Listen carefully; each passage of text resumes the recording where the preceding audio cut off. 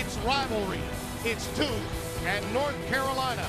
Tar Heels with a recipe for upset. McAdoo right past Plumlee again. Suleiman.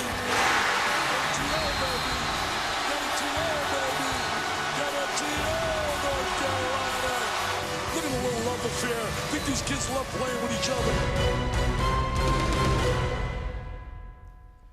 That was 3 weeks ago. Saturday night, it is the sequel. Welcome to the ACC Digital Network, brought to you by Ruby Tuesday. I'm Jeff Fischel. He's North Carolina NBA great JR Reid. JR, there is not a rivalry in all of college basketball that compares to this one. None greater, Jeff, and this is the best. And we can't wait for this matchup. But what I'm looking forward to is Duke. Duke's trying to get Ryan Kelly acclimated after sitting out so long, still battling to get himself into shape. And Carolina just playing that small ball, Jeff, trying to get themselves going and getting ready for the big dance. So let's break down this game matchup by matchup. You brought up Ryan Kelly. Let's start that right there. He starts for the third game. This will be Saturday night against P.J. Hairston, who's only been starting for a few games now. I know. That's why the matchup is so good. Ryan Kelly coming back, P.J. Hairston trying to get himself situated in the starting lineup.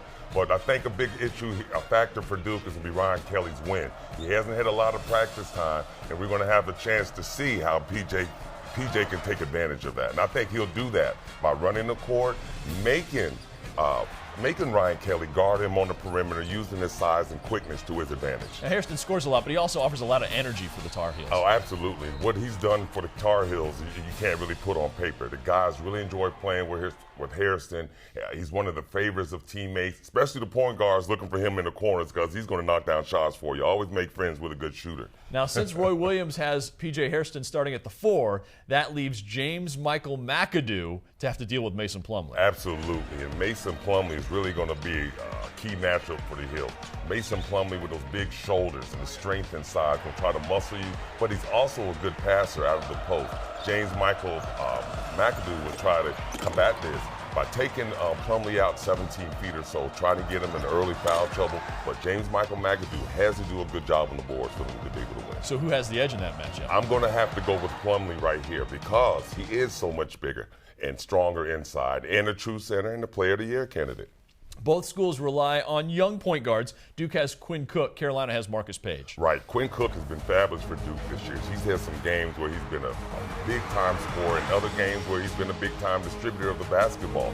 But he's really come in the beginning of the season and taken over and taken the point guard reins after last season where they really struggled a little bit.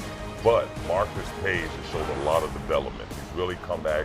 He's learned. He doesn't make the same mistakes twice. After facing teams the first time, the second time he's played them, his numbers are up. So who has the edge at point guard spot on Saturday night? I'm going to go with Marcus Page because he is trending up right now. Okay. His assist to turnover ratio has been very good, and Roy Williams is very happy with the freshman's play.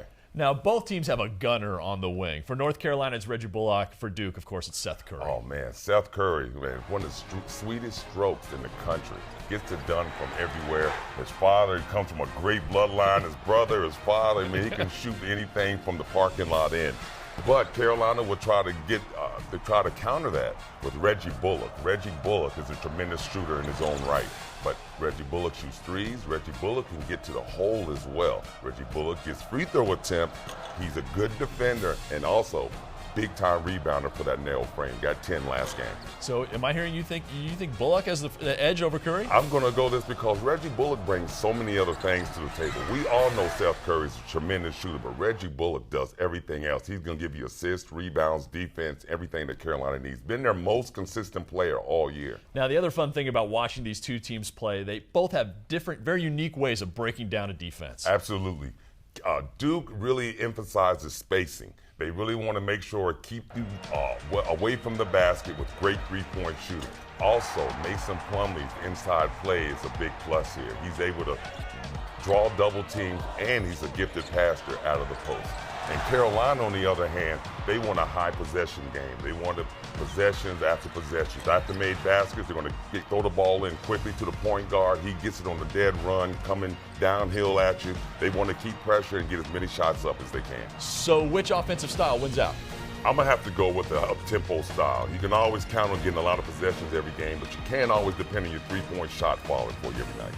You talked about both of Duke, third in the country, shooting 42% from threes, and Carolina sixth in the country in possessions per game. So you're right. Those are the keys for those teams. All right. So tell me who you think wins, JRs. Well, after all that being said, Jeff, you can throw records out the window here. Like I said, both teams now are working with new teams as far as Carolina, new starting lineup, Ryan Kelly, Purdue getting acclimated back. But it is in Chapel Hill, and this game is a rivalry. And I'm going with the home team, the Tar Heels, to squeeze out another historic game in ACC. So the home court at the Dean Dome makes the difference, huh? I think the Tar Heels will get it, and it will not be any storming of the court. No, that's probably true. Tip-off at 9 on ESPN. He's JR Reid. I'm Jeff Fischel. Thanks for watching the ACC Digital Network, brought to you by Ruby Tuesday.